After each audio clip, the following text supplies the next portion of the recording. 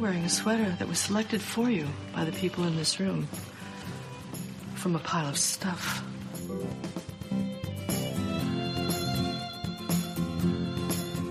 Give me a full ballerina skirt and a hint of saloon, and I'm on board. I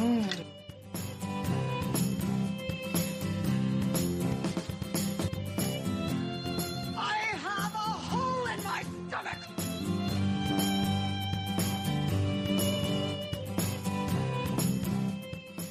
I can't go back. Welcome to the She Became Visible podcast. I'm your host, Renee Steelman. This podcast is my story. It's your story. It's our story. It's all the stories of all the women who one day knew that it was time to remember who they were, who they are, and stand up and be seen.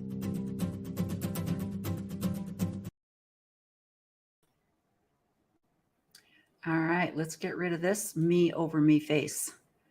Go away. Hi, welcome to She Became Visible. Thank you so much for joining me today. It's Monday, and if any of you don't like Monday, it's because you're not listening to She Became Visible. Now, I normally broadcast in the morning sometime, but I am very flexible, and I always work around my guests. So today, my guest is in Canada. Yay! So she actually has like things to do. So we are working around her schedule today. My guest today is Jean Brodie, and she was brought to my attention. I found her on Facebook, which again, 3 cheers for social media. People that are like bad, like social media is horrible and we should all get off social media. It's like, well, welcome to 2023. All right. It's the only way. And with the way people, we just don't live in those communities the way we used to. And so for many of us, it's a way to find friends. And especially at my age, it gets harder and harder the older you get to find a group of like-minded people, especially in the Exmo world, people, women of my demographic. And so I love that Jean and I have found each other. And so let me tell you a little bit. I'm just going to tell you a little bit about Jean. And then I'm going to bring her on and I'm going to let her tell her own story. But mainly, Jean was in a documentary that was filmed, I don't know, I think it's been a little over 7 years ago, 8 years ago. And it was broadcast it was filmed in Canada, I believe. I don't know if any of the people that participated were US citizens, but Jean will fix that if I'm wrong. But it was made by a company called the Ex-Mormon Foundation, and it's a very well done documentary. It's called In the Shadow of the Temple. And you've got to watch it. You can find it on YouTube. That's the glory of social media. You can find it on YouTube and it's beautiful. I think it's very well done. And so let me show you a clip of this documentary that was made by the Ex-Mormon Foundation, In the Shadow of the Temple. And you will have an opportunity to meet Jean then, and then we will bring her on now, and we will have a fabulous conversation. So let me see if I can make this work. Remember, we've done this before together, right? And Renee doesn't always make this work correctly, but let's see what we can do here. Let's see if we can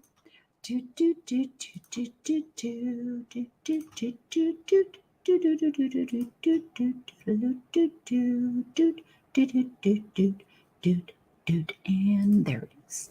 Okay. And I think there was like a sound problem last time I did this. I'm going to make sure my sound is up. So, all right, let me play this for you. Wait a minute. You know what? I want to do this, but I want to also make sure that you can still see me. And I'm not sure.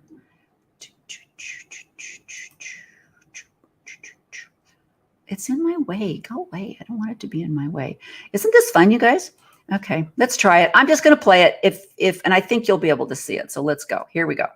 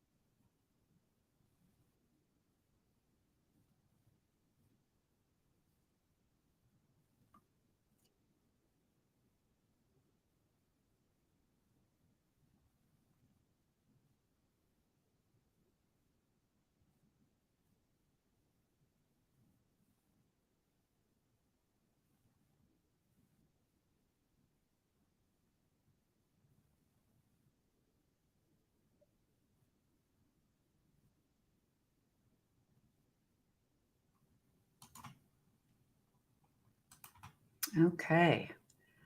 I think I needed to push share, but whatever. Anyway, let's bring Jean on and she can continue telling her story. Because I think I love that her husband Jim said, I don't know why Jean doesn't see this or doesn't feel this. So here we go, guys. Welcome. Thank you. Hello. There we go. There we go. Welcome, Jean. That was, I don't know what you all saw. Well, someday someone will show me how to do this correctly. But Jean, we showed a clip from the documentary and you talked about how I started out by showing Jim and how his first experience in the temple, he was a little bit like, get me out of here. This is crazy. And then he had this spiritual feeling that just overcame him. And that overshadowed absolutely everything else from that point on in his life. And he couldn't understand why you had never had that feeling and why you couldn't go along with his feeling. So and then you went on to talk a little bit about your conversion. So talk about your conversion and talk about the feelings, right? It's all about the feelings. Yes, it's all about the feelings. First of all, though, I need to clarify something. The film that you showed, In the Shadow of the Temple, like you've told me about the clip with Jim, but that film wasn't made by Ex-Mormon Foundation. It was made by Pepita Productions, a private production company, not members of the church.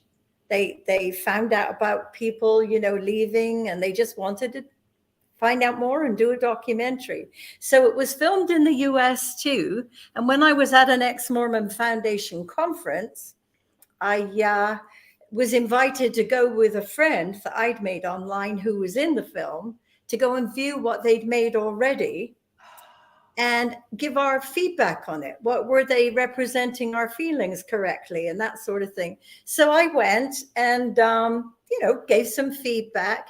And then somebody came to find me to say, will you be part of the production? Will you come on and tell your story? So I did. So it was Dennis Lavery, and I'm having a really hard time remembering the name of the lady that was with him, but there were the two of them. And so they flew up here after asking Jim if he would take part in the documentary too. So I didn't get to see anything that Jim said or hear it.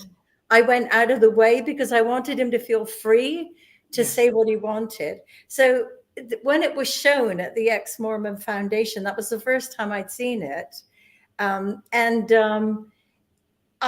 was a sigh, like a collective sigh that came out of the mouths of all the attendees there when they heard him say, I don't know what it's going to be like when we get there or whatever. Things might not be, none of us, we might find out that none of us are right or something to that effect. Right. And everybody felt this feeling of relief that a member of the church that didn't agree with them would say, we don't really know, I don't know what it's going to be like. So I was amazed actually that he said it because he was such a faithful member. I was just surprised and I was really teary because I was just pleased that he had come along that far, that he wasn't saying, I'm right, you're wrong, you need to come back. In fact, he never did that to me. Ever. I see. Interesting. I'm glad you clarified that because on the YouTube, it shows Ex-Mormon Foundation, but they probably posted it on YouTube. But you're right. In the very beginning, it does show the production company. So that makes sense. So I'm glad you clarified that. So just to start out before you tell your conversion story, just let us know currently where you're at and where Jim is at as far as membership in the church or belief in the church. So where do you both stand at this point? Okay, so Jim is not an active member, but he hasn't resigned his membership. Okay. And I have resigned membership. I did that very quickly. Once I discovered the things that threw me for a loop, and I realized that it was the truth that I was hearing now, then I went, okay, I can't do this anymore. I just can't do it. I can't be untrue to myself. Right. And so I have to leave, even if it's going to upset him and my family, which I knew it would, except that my son had left first. And it was through him that I decided that I needed to look into it a little bit deeper.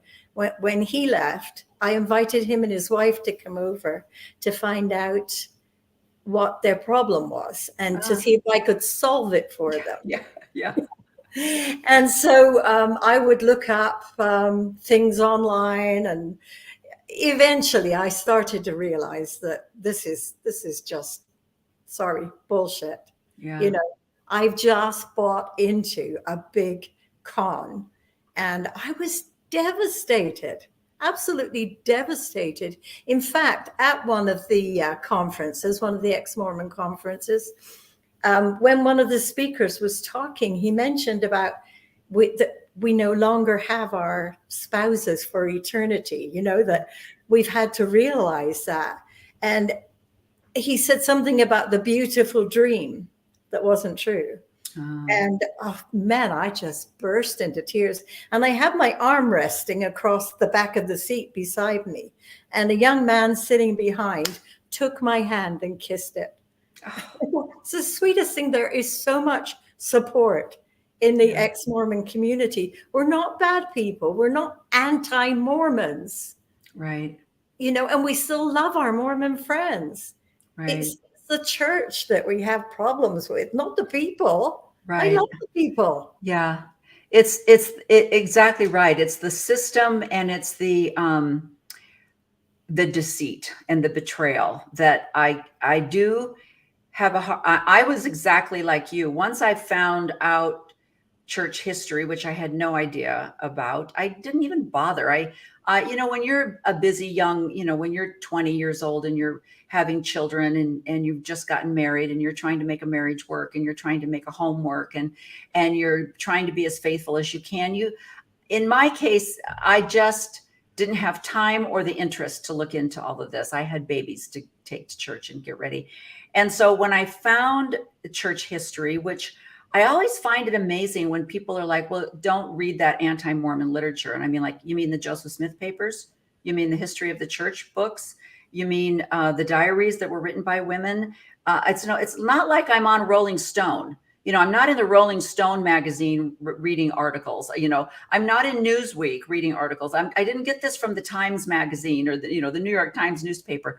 It's like they don't understand, because they as well, people of the church, have also never heard this. And because they've never heard it, they think you must be getting it from some outside source. Because I've never heard that. They've never taught that at conference. I've never heard that in Sunday school. Where are you getting this? You must be getting this from some evil satanic newspaper. And it's like, no, I got it from LDS.org, okay? Or whatever they're calling it now. I think now you have to type in the Church of Jesus Christ of Latter-day Saints.org or something like that. But I got it from the church's information. I got it from diaries written by women who were multiple wives of Joseph Smith. That's where we're getting it. And they don't believe you. They'll say, I don't believe that. I'm like, well, I didn't either at times when people would say something, I'd go, oh, that's not true. But when you start hearing it read from church history, then you go, oh, crud. But isn't that funny that as women, and not all women, but you and I very quickly wanted to distance myself, because I felt as though there was such deceit and there was such patriarchy and misogyny and homophobia. I didn't want to be associated. I didn't want anyone to look at me and go, oh, you're a homophobic, polygamous woman who doesn't have a brain and you only do what your husband tells you to do. I didn't want to be looked at like that. Yes. So I'm like, get me out of this club. I mean, I know I didn't want to be a member of this any more than I wanted to be a member of the Ku Klux Klan or any other, kind of horrible Nazism. I didn't want to be associated with a group of people that hated women, hated Black people, that hated gay and lesbian. I didn't want to be associated with that. And I understand the idea that you can't make a change from the outside, that you can make a change maybe better from the inside. Maybe that's true, although, they try to excommunicate as many as they can. But anyway, I'm talking way too much. So thank you for clarifying that. And thank you for finding me on Facebook so that I could find another woman my age who also went through the temple when we were bowing our heads and promising to obey our husbands, promising to do nothing but have children, told that we had no other purpose but that to be mothers, and that would be our celestial joy for time and all eternity. And like Nemo points out, the wonderful thing about, are you familiar with Nemo the Mormon? Do you follow him at all? Yes. Okay, he's English. Of course you would. But I love that he says, that the greatest gift of Mormonism is the gift of gaslighting. And that someday, now that they've changed the standards for youth pamphlet, now that they're no longer saying, well, you can't get a tattoo. We don't really want you to, but you can if you want to. But that in a few years, they'll be going, they never said that. We never taught that. What are you talking about? We never said women should stay home and have children. We never said that you should have more than 2 children. Where are you getting that? And everybody will be looking at us like, we never bowed our heads and said, obey our husbands. What are you talking about? So but you do, because you were there. You and I were there. So we don't. I was there, and I was there in England when the missionaries came to my door with the pamphlet for what did they call it? Just one second. I've got it on a Word document.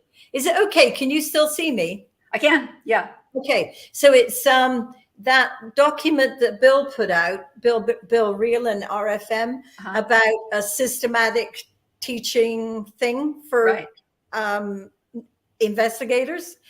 So I copied it because I was looking for it for a long time, because this is the system that I was taught under. Right. And so when I found it, I went, okay, I'm going to copy and paste that, and I'm going to put my own thoughts in there and say, what is wrong with that? And I think it was really a gaslighting thing then. Right. And so I just want to tell you about that. Okay? Yeah, talk about that, because I think, like you say, the gaslighting that says we never taught that, or we never said that, or that was just scuttlebutt amongst members. It really was never a policy or a doctrine. So tell us that story. It's more about the method that they use to teach you. It's almost a brainwashing technique that they use when they get you to answer with ideas rather than questions and things like that. They've got a lot of ways to manipulate how you feel and what your answers are. And then they tell you that if you feel this, that's the Holy Ghost telling you it's true, and all of those kinds of things. So I need to go back. To the fact that I was born in England, as we've established. And that was in 1944. So it was during the very last year of World War II. And after the war, it was tough. We were in a state of deprivation. English people didn't have much, and we had rations for a long time. Like, I think I was 10 when I was still popping down to the shop for Mum, but I had to have a ration coupon for that. And everything was different than it is in America. Right. And the church wasn't the Mormon church. It was the Church of England. When we referred to the church, which Mormons do all the time, as though there is only one church, and we did that, and it was the Church of England. Right. That was our church. And at school, we had religious education, and it was based on Church of England teachings. So that's what I grew up with, this thing. And I loved God, and I believed in him. I believed in Jesus. We didn't learn much in the way of doctrinal things, but we learned the stories from the Bible. And so I became a very magical thinker, because that's what the Bible is. Talking donkeys, a guy in a whale's belly for 3 days, and, building a tower to get to heaven. All of that stuff sounds very magical. I realize it's mythology. It was people trying to come to terms with the world and the way that it was and the way that we feel. But nevertheless, it was a really,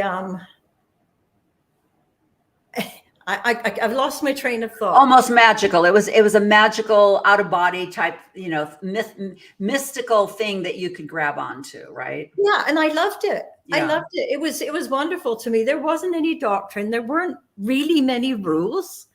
And like most of the people that I knew, by the time they got engaged to somebody to be married, they were in a sexual relationship with that person, and nobody was looking down on them. The church wasn't saying, oh, you can't get married here and all that kind of thing. So it was a totally different lifestyle and a totally different church.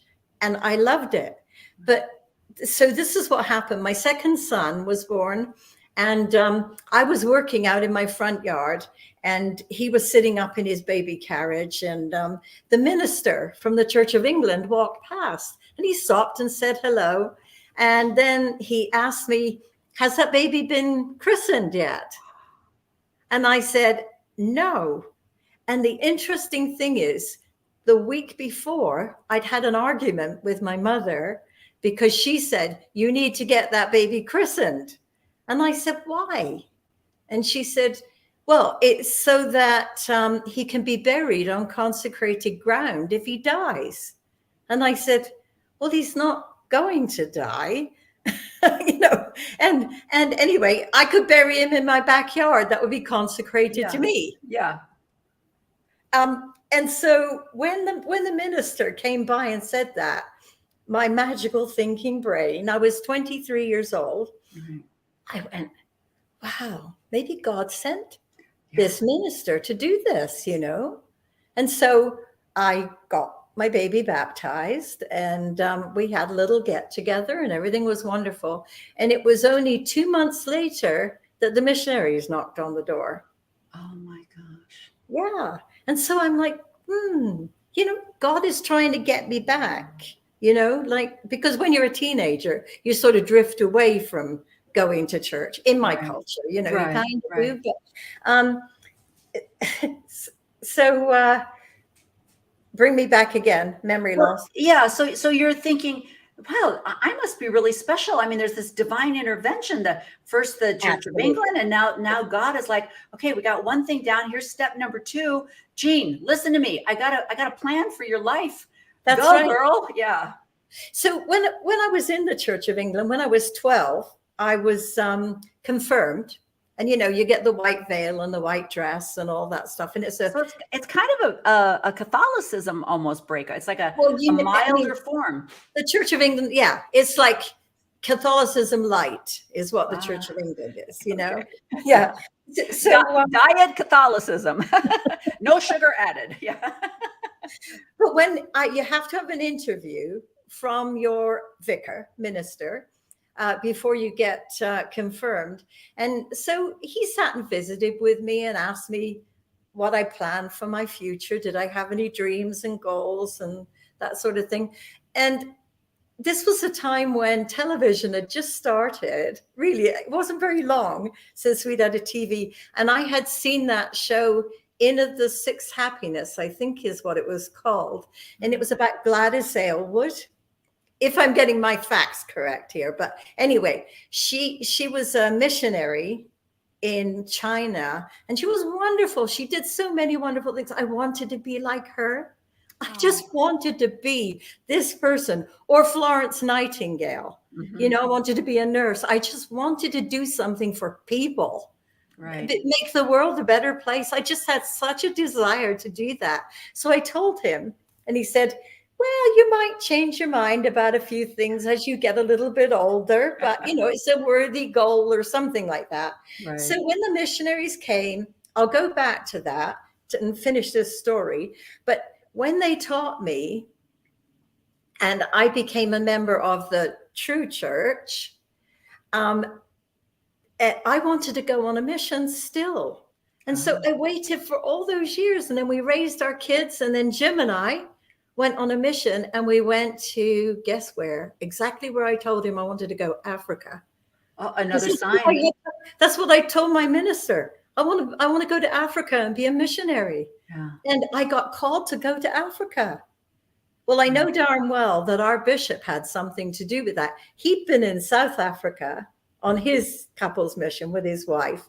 And so he knew I wanted to go. So they put it in that way. So we got to go to South Africa. But at the time, I didn't see it that way. This was God intervening because he knew that I was supposed to go on a mission. I'd known since I was a little girl that I was going to go to Africa on a mission. Right. So that's just to show you what a magical thinker I was. Right. So when the missionaries were teaching me, I recall when they told me the story of Joseph Smith, going, that sounds like a fairy story, like it, but I had grown up on stories of Jonah and the Ark and all of that stuff. So even though it seemed like a fairy story, it was still believable to me. And now, because they taught me that my church was the harlot daughter of the whore of all the earth, which was the Catholic Church. That's what they taught me. And I was like, really? I didn't know that the Catholic Church was in the Bible as the whore of all the earth, but that's what they're teaching me, right? Yeah. So the Catholic Church is the whore of the earth, as Bruce R. McConkie would let us all know. And we all raised our right hand and said yes. Then the Church of England would have been the little daughter of the whore. Okay. She was a harlot, she was really a harlot. She's just, part of the group. Okay. All right. Yeah. So now I'm faced with the chance to belong to Jesus's true church, not belong to the harlot daughter. I could still love God. I could still love Jesus, and I could be in the church that he had restored to the earth.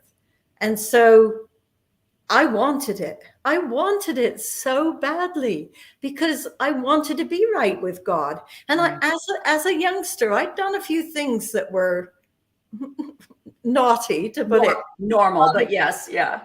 Well, even maybe some abnormal, but but I hadn't been like a wonderful child that never did anything wrong or anything. So I wanted to get rid of my sins and be whole and perfect and wonderful. And the day of my baptism, I felt like I was walking on cloud 9. It was just absolutely wonderful to belong to Jesus's true church. Well, and it gives you that elitism. It gave you that, every step that came about before your baptism was showing you how elite and special you were, that you had been plucked from the outside, the whore congregation, and brought into God's fold, that you were special. And now you had a church that was the best, and now you were part of the best. And so who doesn't want that? Who doesn't want to think that they're number one, right? And that now you're part of that's just kind of a subtle 144,000. I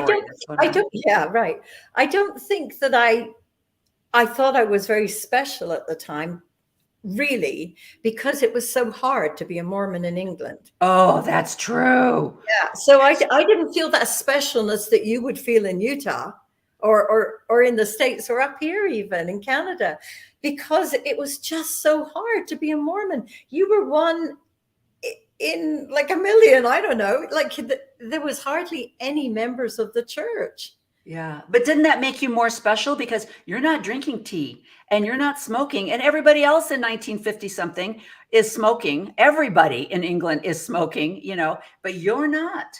After a while, that part came around, right? Okay. I joined the church in 1967. Okay. And Camelot years.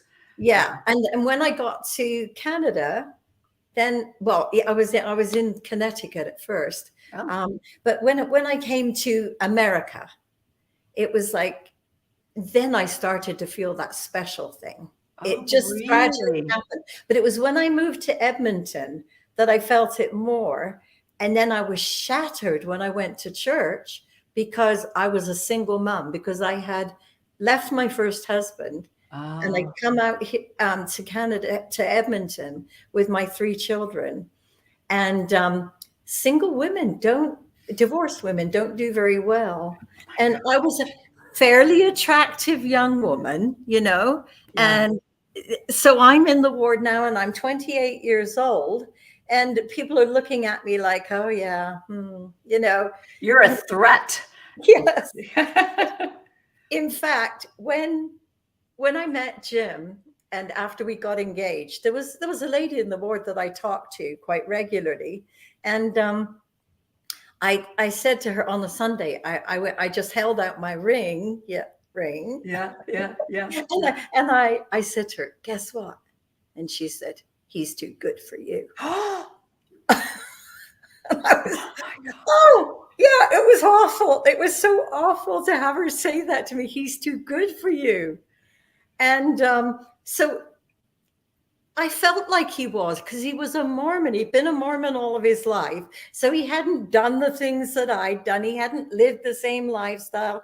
And, that stuff gets in the way of. Well, and then like you say, this is the 60s, and you were a divorcee, which was Yes. already frowned upon. You had baggage and you were worn out.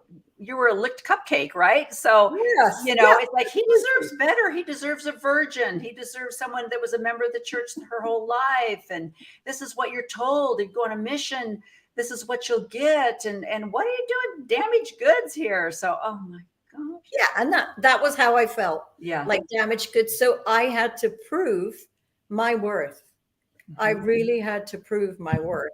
Wow. And it was tough, because Jim's such a faithful member. He was such a faithful member, and he was working as the executive secretary. So he was with the stake presidency and stuff. So I'm on show with these people. So I want to, do everything that I'm supposed to do. And then he was bishop. And so he was sitting up on the stand, and I'm down there with the children, and just feeling like I'm being watched. Oh. So do you remember that show called The Gong Show? Yes. Yeah. So we had a party with a bunch of friends from church, and they held that game, The Gong Show. Yeah. And we didn't know beforehand. I don't think we did anyway. And Jim is shy. He is not like me. Yeah. He's not outgoing. He doesn't talk all the time like me. And so I said to him, okay, let's work together on this one then. So you be my horse, and I'll ride in on you. You had to come in on all fours. And there was this stupid song that my friend had taught me years ago. I don't know if you ever heard it. It goes, he was saying goodbye to his horse. He was saying goodbye to his horse. And as he was saying goodbye to his horse, he was saying goodbye to his horse. Goodbye. And then you go through it and you just cry more and more. So it didn't get very far before we got gonged out, right? But one of the brothers that was there said that I had demeaned him by riding in on his back. And we were just playing a game. He wasn't the bishop at the party. He was Jim at the party. Yeah. And your husband. Yeah. But I had demeaned him. And so over the years, I just tried really, really hard to be a different person. When we would go out to visit his mom and dad, they lived in British Columbia in the Okanagan. It's beautiful there, and it's hot, and so lots of beaching, big lake. And when we would arrive after the long drive, it took us about 10 to 12 hours to drive out there. So we'd be just bushed. So the kids always wanted to go down to the lake and have a nice, refreshing swim. Oh, yeah. And so I went skinny dipping with them. And, this isn't something that Mormons do, but this is the other gene from before that is coming back into my head and going, you like that? That's fun. Yeah. Why do you have to do everything that you're told? You're not showing off your body. It's dark when you get there. It's dark. You're at the beach. You go in the lake. And so we would take off our swimsuits in the water. Yeah. So we weren't showing anything. Put our towels near the edge. And then we could just kind of almost crawl up on your belly and grab your towel and that kind of thing. So there weren't other people there, Right. Nobody was seeing our naked bodies. But I remember going, Well, that was a bit risque, wasn't it, to do that? And It's as if you are, and I wonder if Gina, I wonder if that's why you and I were able to so quickly click that Yes. light switch and say, we're not doing this, because we came from a different culture. I mean, I'm not 7th-generation Mormon. I didn't come from Utah. I came from the Midwest Methodist, like you, where we're raised, we said grace at every meal. Yeah, one of them. Yeah. And, and Jesus and God were a big part of my family, but no rules. We didn't have, I wore, sunsuits as a child. I wasn't raised in that even little babies can't show their shoulder mentality. Oh, no. And so you're always this person that is trying to transform their body. And it's not culturally you. It's not innately you. It's not genetically you. It's just this other person that you're trying to do to make sure you fit in, so that you can fit in. And so I guess that's why these people that have such a hard time saying, look, I'm 7th-generation Mormon, I'll always be Mormon no matter what, that's who I am. And I had, what do you mean that's who you are? Now, like you say, it's who you were. And Yes. you weren't culturally brought up to think this was wrong, or to, so interesting. That's fascinating. When you left your first husband, was the church involved in that at all? Were you a member and he wasn't? No, we both joined when the missionaries came. Oh, okay. I think I applied a ton of pressure to him to join. Okay. Yeah, because I wanted it so badly, and I wanted it to be true, and I wanted things to be better between us. Right. And he was a drinker. And when he drank, he got very angry a lot of times. So there was, bad stuff that happened. And I wanted him to feel better and not do that anymore, Right. And so the word of wisdom was part of the whole package, right? And so that would mean he wouldn't be drinking anymore. And so that was a draw as well for me. Oh, yeah. We could put things right. Yeah. And that we wouldn't be in, the problem was we were both really young when we married. Right. We were both a bit damaged by some physical abuse and emotional abuse when we were growing up. Right. And neither of us had the bandwidth to take care of each other, and to deal with each other's shit. Yeah. Well, and that's exactly right. And I know that's an excuse that a lot of people give, but my parents were the same thing. My mom was 17. My dad was 18. Yeah. And they're babies. They're trying to escape, families that were a little dysfunctional, and they thought, we'll create our own family. And they, and then at 20 or 22, when your brain fuses, you start going, what the heck? This is not going to work. That's not good. And nothing evil was done. Nobody was doing anything, but it was just like, yeah, this isn't going to work, and I'm so glad my mom did get a divorce. She married a beautiful British man, by the way. And he got the same thing though. He got the, oh, please don't marry that divorcee with 2 children, please, and he got the same thing. And he was a lot like, he sounds a lot like Jim. He was, he joined the church for his family. My wife and my 2 stepchildren are joining the church.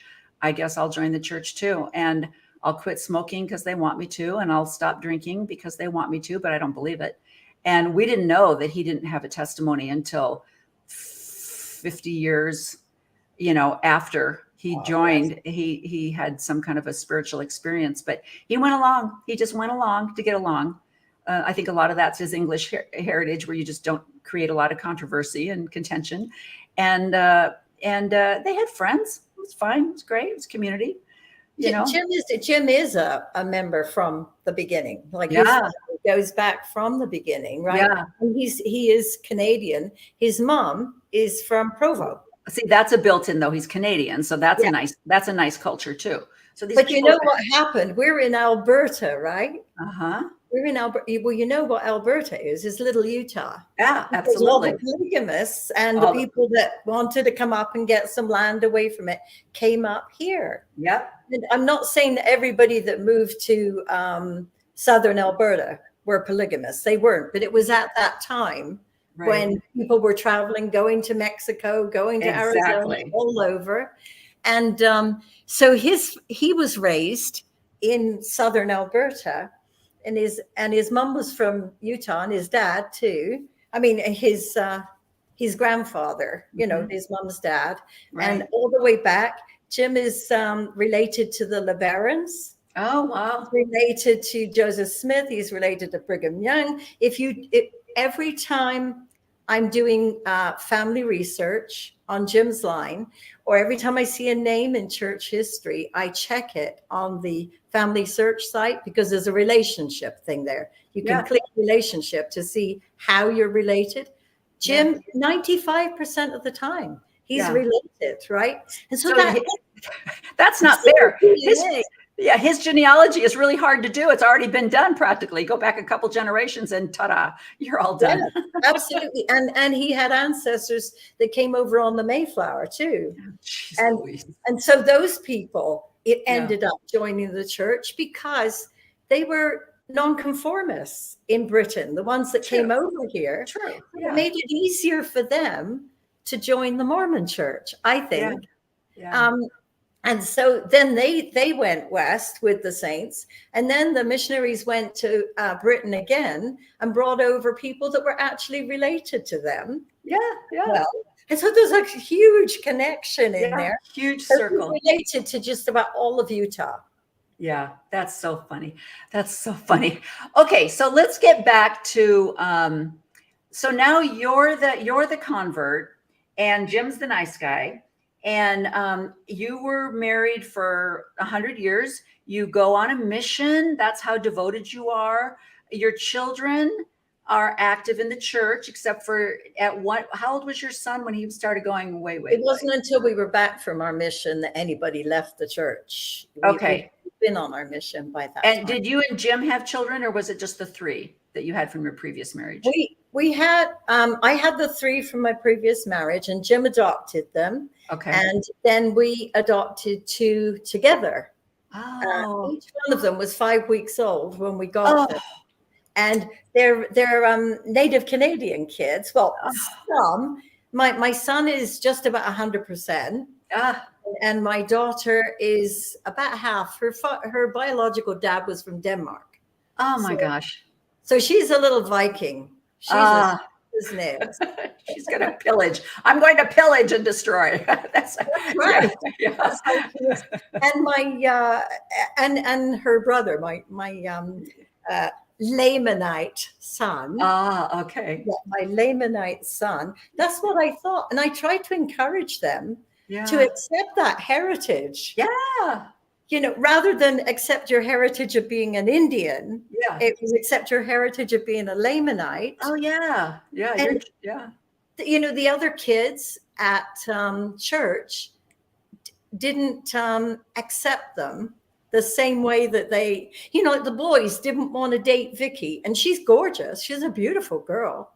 And the boys didn't want to ask her out because she was... They're going to mix the races. Right. Well, I don't know. I think people look down on the Indian people in Canada like they look down on the Black people in the US. Yeah. I don't think we look down on Black people in Canada, but they still do look down on Indians. Interesting. So out of all those 5, where are they all now as far as membership goes? All out. All out. Wow. Except for my husband. Yeah.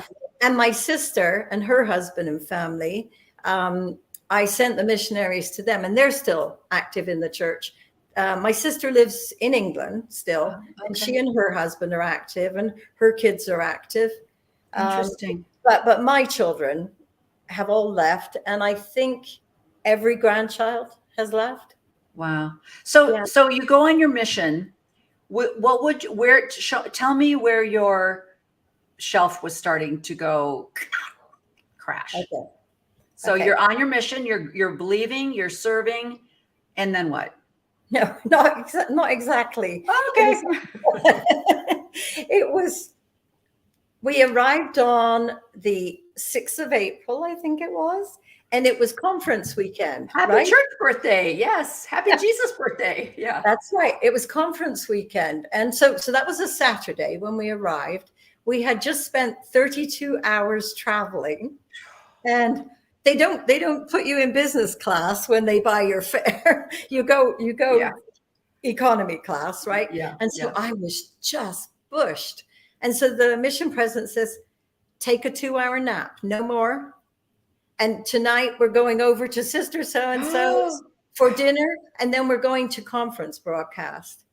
And I'm like, okay, you got to obey your mission president, right? Yeah. Yeah. So we go to the conference, and we went in a car. It was somebody else. But when it was time to go home, because we were staying in the mission home still, the mission president said, we'll come in the mission van. It's called a combi in South Africa. Those passenger vans are combis. Okay. So come in the combi with us because you're coming back to the mission home. So we said, okay. And we were in a terrible accident on the way home.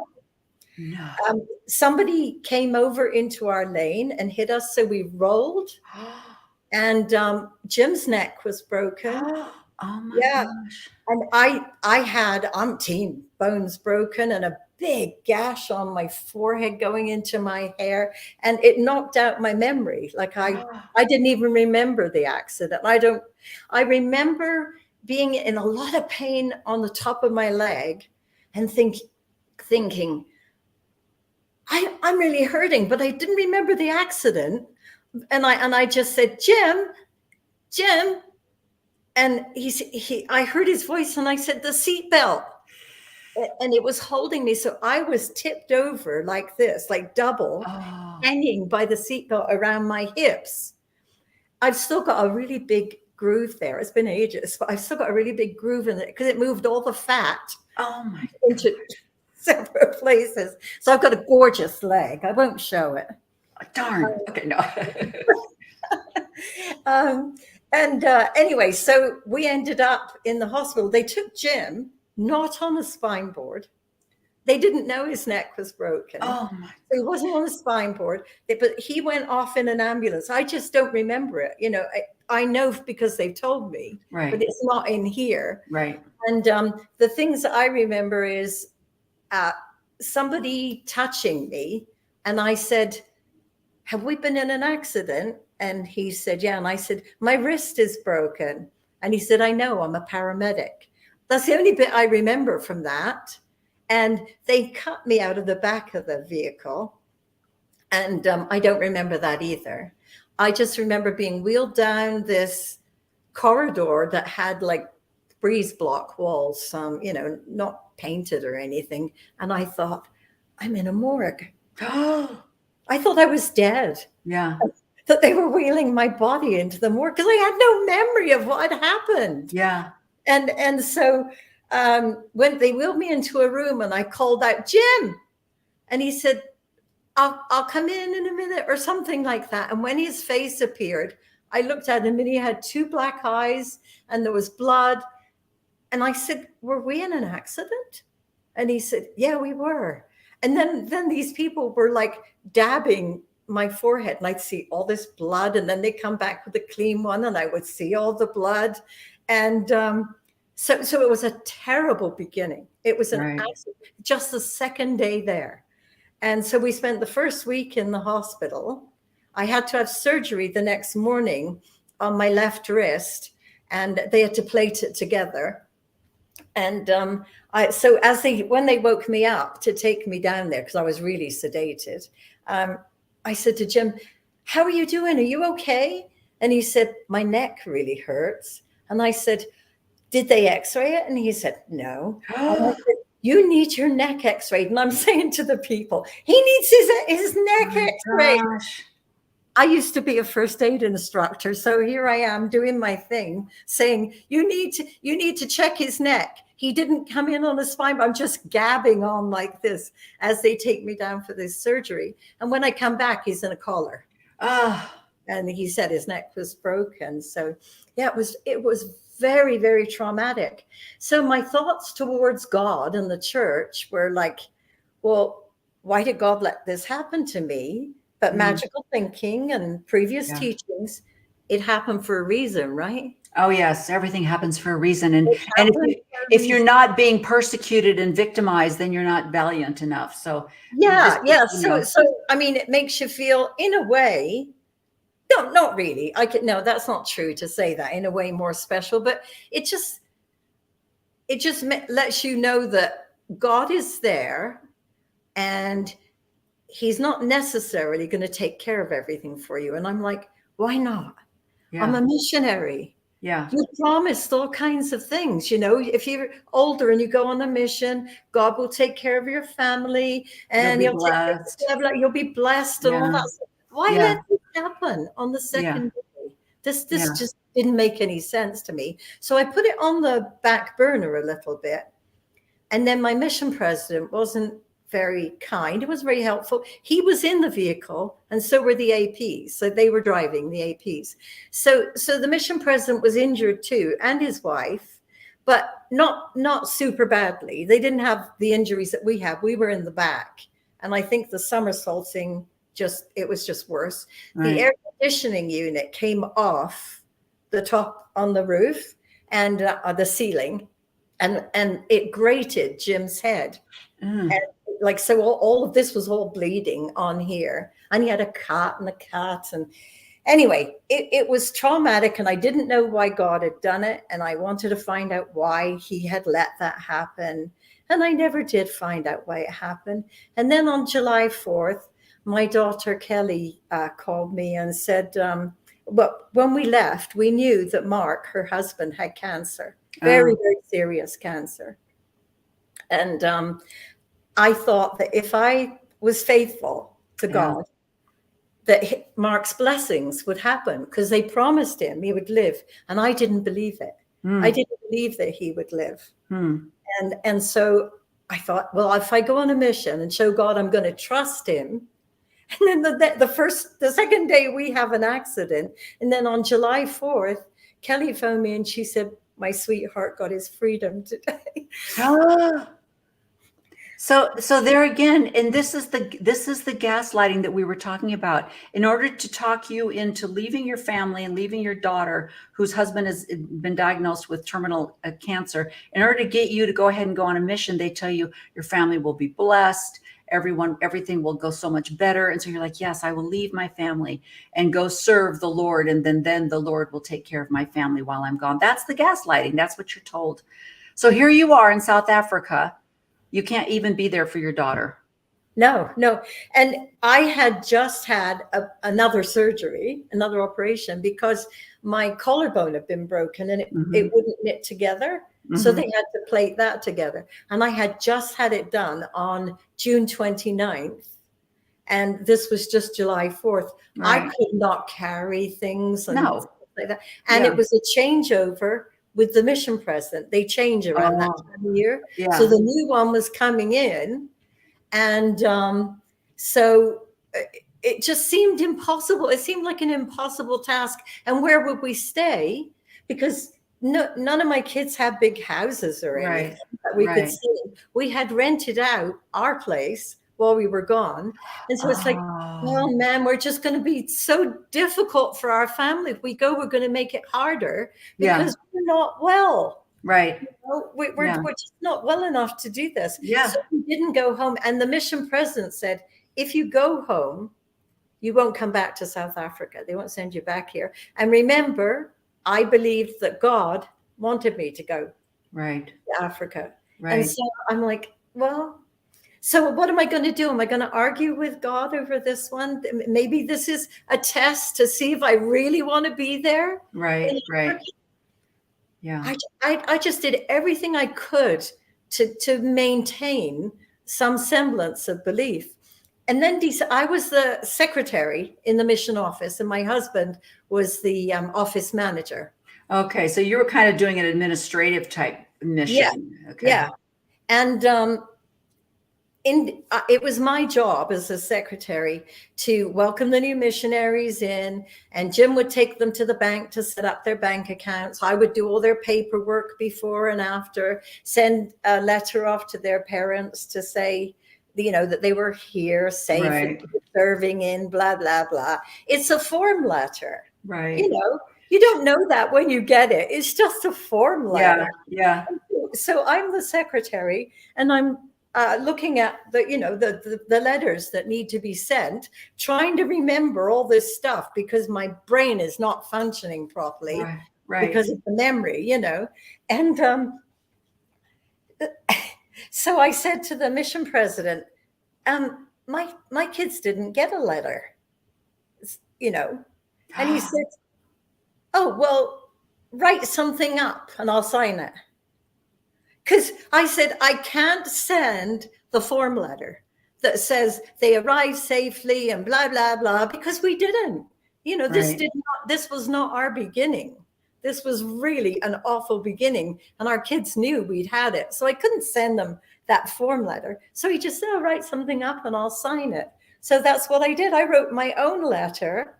And, your parents have arrived, and after a very hard beginning with the accident, they're settling down to, made it all up. Right. And they only send it to the eldest in the family. So my oldest son would have received that letter. And I didn't keep a copy or anything I didn't think of it at the time because I didn't know I was going to be leaving the church later, right? That's funny because my parents served a couple of missions. I don't remember ever getting a letter for them. They must not do that for the senior missionaries. I never got anything saying, hey, your parents have arrived. Although, interesting. Yeah. The oldest in the family? I was the oldest member in the family. My older brother was excommunicated when he was like 18 because he was living with his girlfriend. But so I was the one on record. I would have been the oldest on record. So I don't remember ever getting a letter saying, hey, your parents are here. Anyway, it doesn't matter. Oh, well. Okay. So how long were you in South Africa totally then? And I know that you did some, and I know that your experience with the church versus the culture, or not culture, but like there was something about the poverty that you saw there that was a little bit cracking on your shelf. So talk a little bit about that. Okay. So when you're driving home from the airport, when we're all tired and everything, you pass loads and loads and loads of shacks. Oh. And you see the smoke coming out. It's April, so it's getting cool by this time, because it's coming up for winter there. So you see the smoke coming out of the chimneys and the shacks and the people going between, and it's muddy because it's been wet, and it just looks awful. And it wasn't something that I knew to expect. I don't know why, but I just didn't even think that. And I remember thinking, oh man, this is awful. People have to live like this, and you don't realize how fortunate you are till you go somewhere like that and you go, man, excuse me, that would be so hard to live that way. So, but that was it for then. And then I'm working in the mission office, and we're assigned to a branch, and that's in a township area called Guguletu. That's where we went to serve, and we got to know the people. And this is where I started to love it, because I was getting to know the people, and that's what I like, and that's what I wanted to do. I wanted to help people. Right. I wasn't helping people. The reason that we were called to the office is because of Jim's skills. Right. I didn't have those computer skills. They train you for a week, but you don't learn enough in a week at the MTC. You're not, you're learning all sorts of stuff there. And I didn't have that Excel program down pat, and that was the one they used, right? Oh, wow. Yeah. That was hard. What was your question again? I kind of like how long were you there? Did you complete the mission, and then did your shelf break on the mission? We completed it. Didn't break on the mission. Because I kept piling the stuff on the shelf, right? Making excuses for it. Oh yeah, this is what I was going to tell you. So as my job was welcoming the new missionaries in, getting them set up, in December the missionaries came in. And I did all of that work. And 2 days later, one of those missionaries was killed in a car accident. Oh my gosh. Yeah. And that was just so sad, for us. He'd just come in, just this fresh-faced missionary. And 2 days later, he was dead. And his companion had broken legs. And he had to get sent home.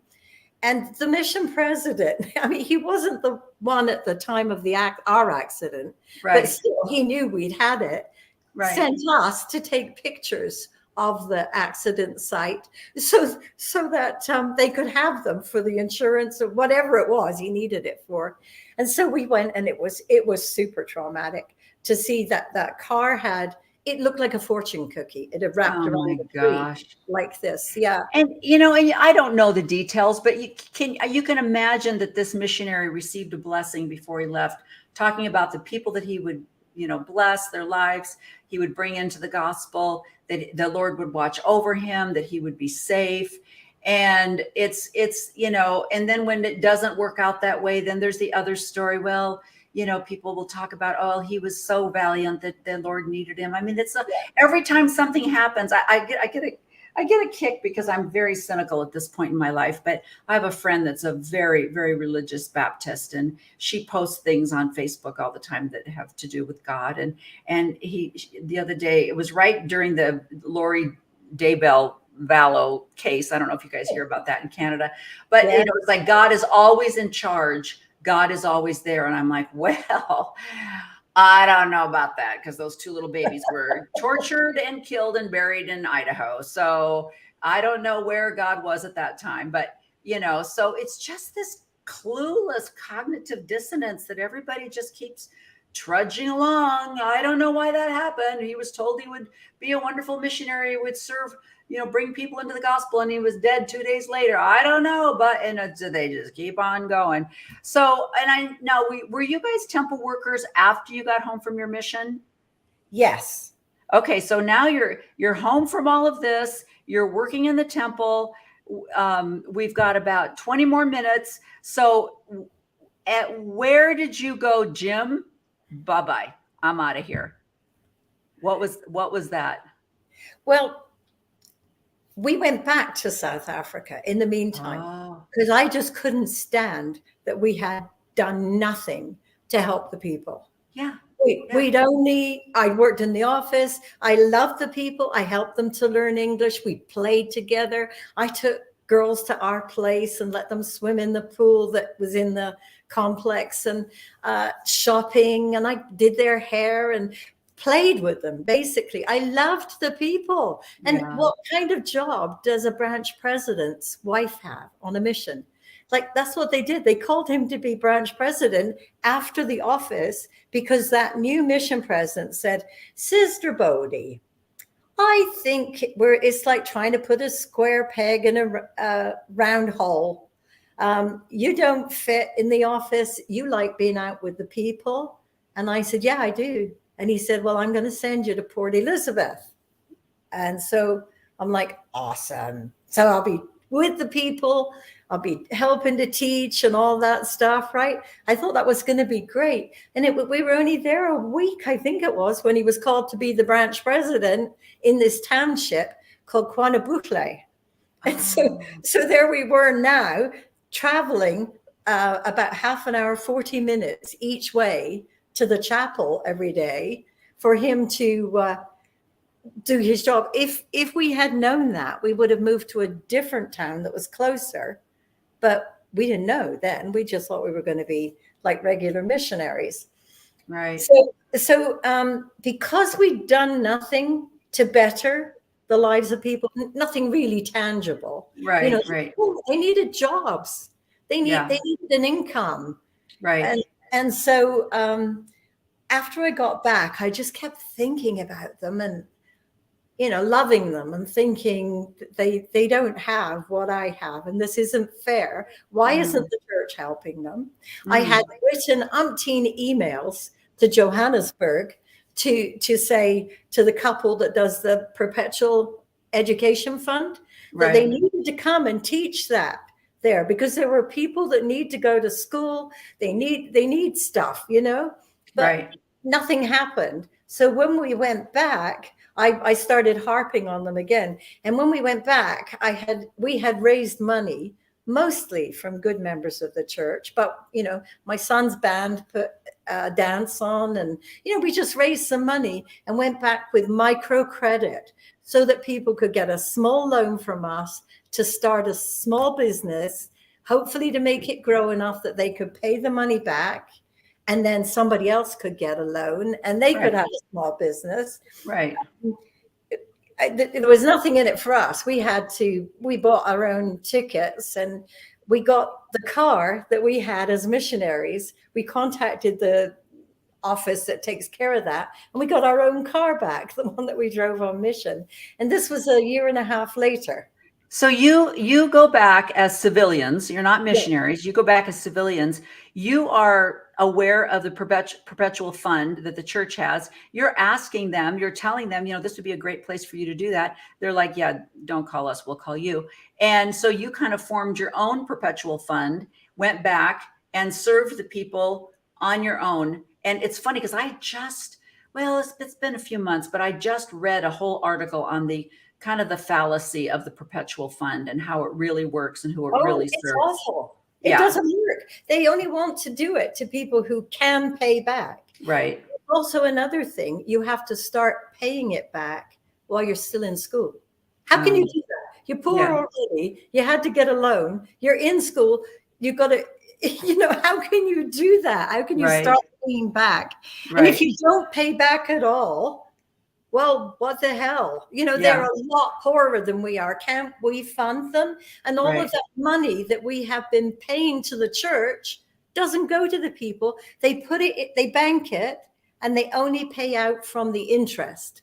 Right. That's all. They don't pay out from the principal. It's only from the interest that they'll give a loan. And it's usually the people who have a chance of paying it back. Right. And there's connections. They did come to Cornabutle, and they did do the course. I took it with the people in the class. I took the course, and nobody got accepted for the loan. Oh, interesting. That's interesting. So what year is this now that you, like I said, and what again was what broke the shelf? Okay. Finally? So we were there for 6 months. We came back.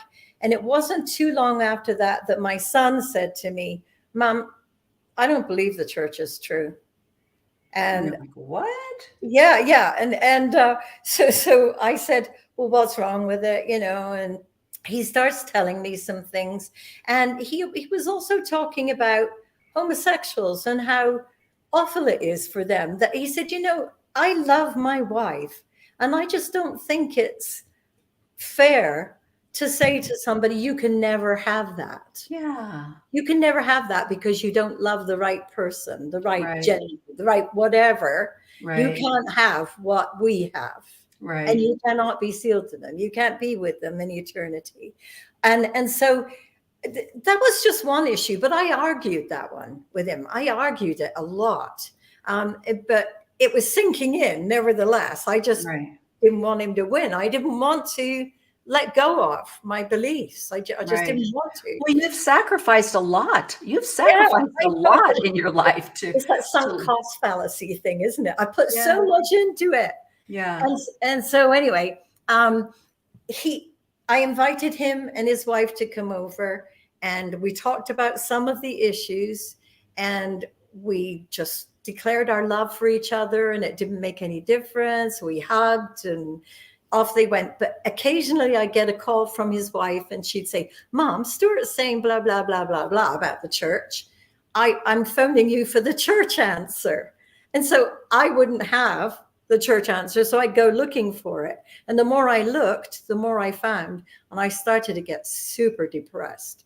I was so depressed. I said, Carrie, you're going to have to ask Jim or somebody else, because I can't do this anymore. And by the time I was ready to leave, the depression felt so oppressive. It was just terrible for me. And I remember, like, I wasn't getting up out of bed properly in the morning. I was in this old pink house coat, and I went into the bathroom, and it was getting close to noon. And I went, look at you in the mirror, just how awful you look, just devastated.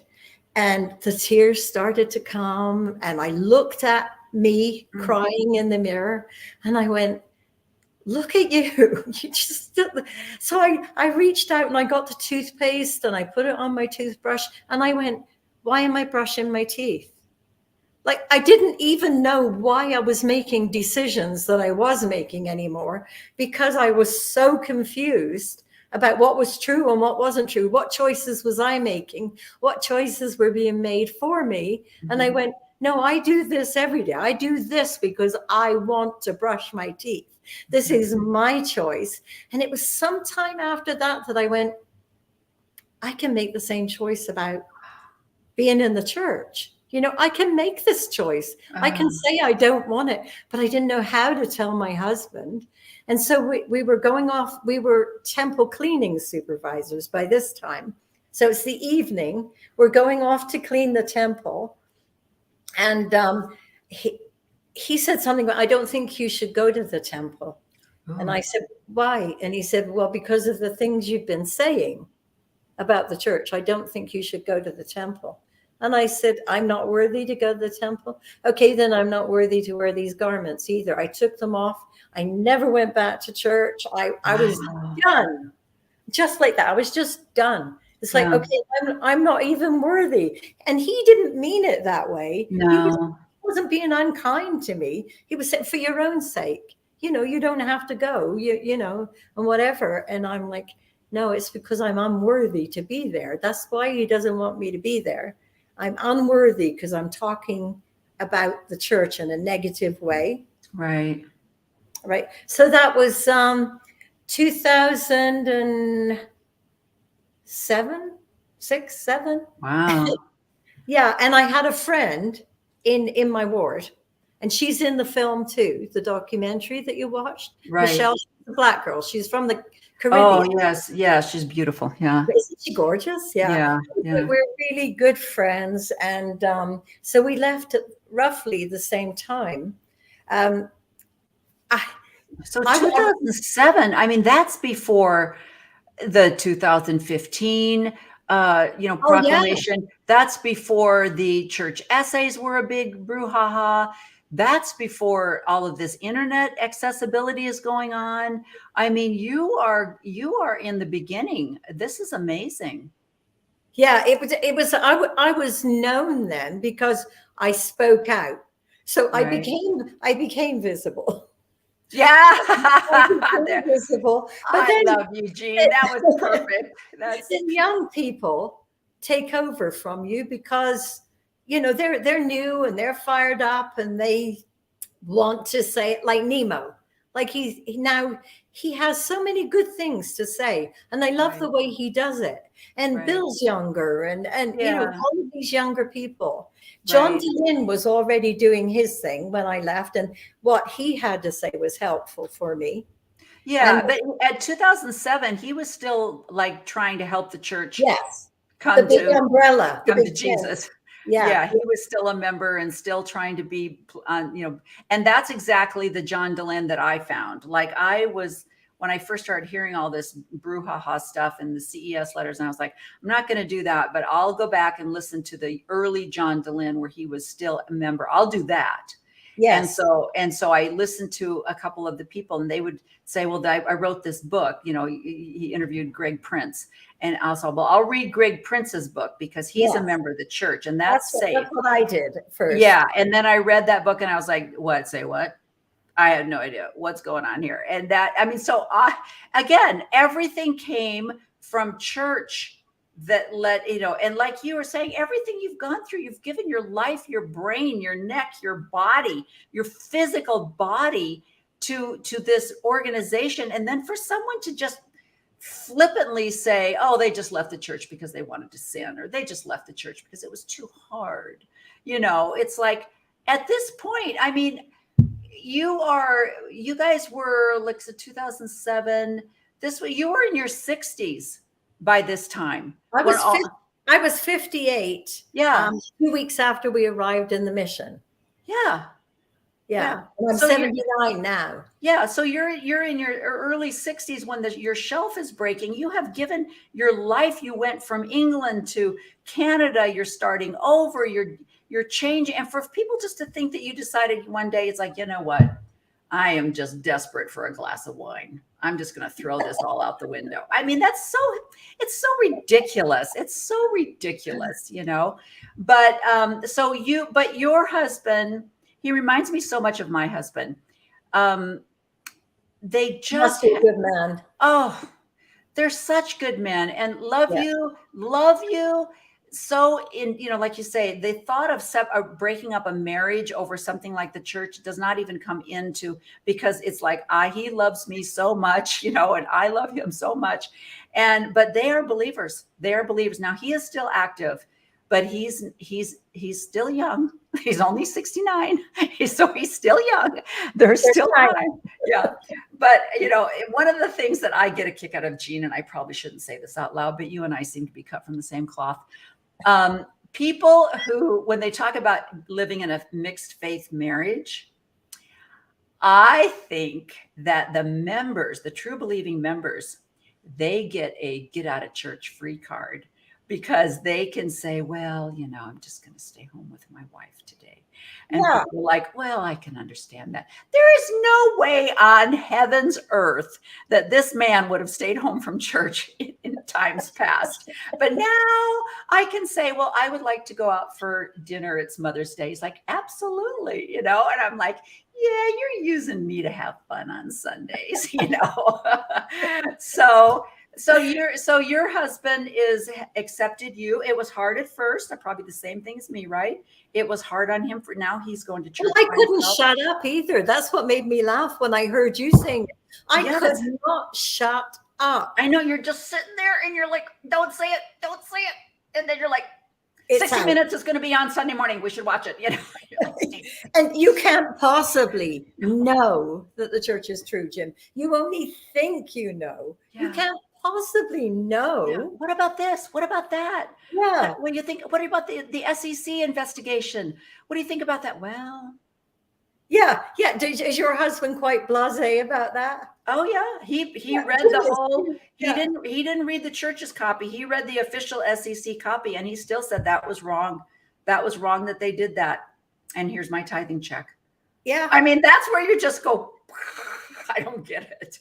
When I first left the church, I remember saying to Jim, okay, you can't pay any more tithing on my half of our money, because the wife is entitled. I don't know what it's like in America, but you're entitled to half of what you've got together, right? Whether you went to work or not, when he goes to work and you're at home working, that money is half yours. And so I said, don't pay on my half. I don't want to pay tithing to the church. I don't want to pay the perpetual education fund because people don't get it. I don't want to do that. That's before the SEC thing. Yeah. And then once that came out, I was like, oh my goodness, this is criminal. Yeah. And you know what I think also, and I don't know this for sure, but my mother lives in a retirement home. She can literally walk outside and see the South Jordan Temple from where she lives. Everybody in that whole place is members of the church. They have general authorities that stop in to visit Aunt Ruby or whoever. And so they're just, you could not be a member of the church and live in this retirement place. And I think to myself, okay, you obviously, there's probably a bus that picks all of you up and takes you to the South Jordan Temple and to do temple work and whatnot. She's on a fixed income. There is no income. She's a widow. She has a little bit of money from my dad's retirement, and she actually gets a little bit from the British government and her Social Security, and that's it. It is stable. It is fixed. It is the same every month. And guess what? Because it's Social Security and it's insurance, it is money that has been tithed on. This money that she's getting has been tithed on. I find it hard. I don't know for sure. But I think she's paying tithing every month. She is re-tithing on money that has already been tithed on in order to keep her temple recommend current. Why doesn't the church come out and say, look, You don't pay tithing on Social Security. You paid on your gross. You're already paid tithing on that. You don't pay money on an insurance policy. You paid for that insurance out of money that was already tithed on. You don't, when you're 94 years old, you don't have to pay tithing anymore. Why doesn't the church come out and say that, so that these people can have their temple recommends and can, but they don't. They just keep quiet and let these widows. Why don't they say to everybody, you don't need to pay tithing anymore? Well, there's that too. Well, yes. Yes, there's that. Yeah, absolutely. Not just the little old ladies, but Yeah. everybody, young people raising families. You know, when I lived, I told you I lived in Connecticut first. I was with my first husband's family, right, in Connecticut. And he was sending me $30 a month. And I paid $3 tithing. I had to pay my mother-in-law $25 to stay there, for food and stuff like that. Yeah. I had $2 left a month for me. That was it. And I was faithful and I did it. And then when I left my first husband and I came to Edmonton and I was a single mom, I babysat children so that I could have an income to pay tithing on, because I didn't think you should pay it on welfare, because that's what I got when I first came. Right. Was welfare, not from the church, but from the government. Right. Right. And so I was babysitting, and that was illegal to babysit and get money. Oh, yeah. Right. While you're getting it from the government. But I got such a little bit, so I wasn't paying a lot, but it's the bloody widow's mite, isn't it? Exactly. It doesn't Absolutely. matter how much you're paying. It's the fact that you pay 10%. And my 10% when I lived in Connecticut was huge. Absolutely. If you're living on $2, you gave $3 to a, I don't know what it was back in those days, but right now, $200 billion. I think we're good. I think so too. I think they can manage. Yeah. Well, Jean, you have been such a delight, and maybe we'll meet in Utah someday. Maybe you come down, I'll go up, and we'll meet in the center so that we can meet in person. But I just love what you've contributed, and I love that you reached out and that we found each other. And like I said, I love that you and I made that same connection with truth is truth. And it, when you find out the truth, there is no, I did oh well for so many years. Oh well, that doesn't seem right, but oh well. And who's it hurting? This is great. Everything's good, but oh well. And at some point you go, Ella, and you just say, I can't do this anymore. And that's how I was actually with the black issue, the racial issue in the church. Yeah, I was like, I didn't like it, but I was like, oh well, who am I to argue with God? Yeah, exactly. Exactly. Oh well, sort of thing. But I was so glad when that changed. Yeah. I was so glad, because I don't feel racial prejudice. And I'm one of those people who'll say to somebody that obviously has a different racial background, oh, where are you from? Where are your origins? And I want to know. It's not because I'm looking down on them. I just love other people. And I want to talk to them and find out all about them, Well, like they say, I heard a saying the other day, and I can't figure out, so I'm going to start claiming it as my own. But they said policies change when it becomes personal.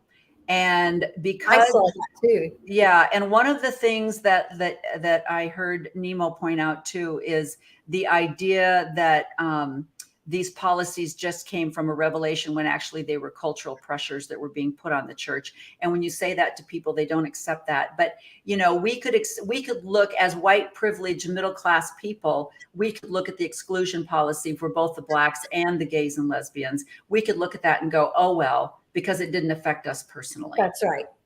And that's the part that I'm ashamed of, that, or when you hear people say, well, that bishop that's molesting those little girls, that's never happened. I've never known anybody that did that. Therefore, it didn't happen, or it's rare, or it can't be true. And so all of these things that aren't personal, or that you don't have a experience in, to fluff it off is not possible, or is just probably the scary. It's scary. It's actually scary when people can use that and that's what racism is all about. It doesn't affect you, so therefore it isn't true. So anyway, I got to let you go. And poor Jim, back from his walk yet? No, he isn't. He probably stayed away a long time because he knows what a talker I am. He knows. Well, Jean was probably got about another hour. I'll walk around the block one more time. Well, thank you so much, and I'm sure we'll meet again. And I hope so. yeah, it was lovely, and I'm so thrilled that we found each other. And hey, I got another silver sister I can talk to. That's rare. Yeah, there you go. All right. Well, thank you for being visible and sharing your story today. Thanks, Renee. All right. Yeah. Bye-bye. Thank you. Bye-bye. Oh my gosh, wasn't that amazing? I cannot tell you how much I love this woman. And, you know, I think I found my sister from another mister because, you know, her and I both have the, you know, nobody ever wonders. I used to teach Relief Society. And if there was any kind of a family, well, there were no family secrets. I shared everything, way too much information. I'm definitely a TMI type person, too much information. But I love that. I think that's just true about women. That's what I love about women. And I love that this is a women broadcast and we talk to women and we get our voices out because we're like our own little beauty shop, right? We're going to share everything, and much to our husbands and children's dismay, because we're going to share everything. So anyway, thank you so much for joining me today. Please don't forget to donate. SheBecameVisible.org. You can make a small donation. And if you'd like to make a monthly donation and make it a year-round thing, that would be great. I'm sure that Mormon Discussions Incorporated would appreciate that. So you can find us on Facebook. You can find us on YouTube. You can find us anywhere you listen to podcasts. So thank you so much for joining us today. And we will, I have to let you know, you will not be seeing me next Monday, because next Monday, I am going to be in Berlin, Germany. My husband and I are going on a little vacay. So I will not be here for the next 2 weeks. I'll be vacationing in beautiful Europe, and I'm very excited to do that. So anyway, but we'll be back in June. I have Dr. Do any of you follow Dr. Amen and his beautiful wife, Tana? I'm going to have her on. I have another guest that I'm trying to wrangle in. We're going to be talking about health and your brain and all kinds of things that aren't necessarily LDS, but just women, about women and about our health and how we can age and have longevity. And I mean, it's one thing to age, but it's one thing to be aging with a good longevity program. So that's what we're going to be talking about. So anyway, all right. Well, thank you again. Thank you so much for joining us today. Thank you for joining me today on She Became Visible. Join me each week as my guests and I explore the path of womanhood and tell all our stories. We'll talk about finding the courage to be ourselves and motivate each other to be everything that we're capable of and meant to be, no matter what happens around us. Please like, share, and subscribe. And don't forget to donate at SheBecameVisible.org.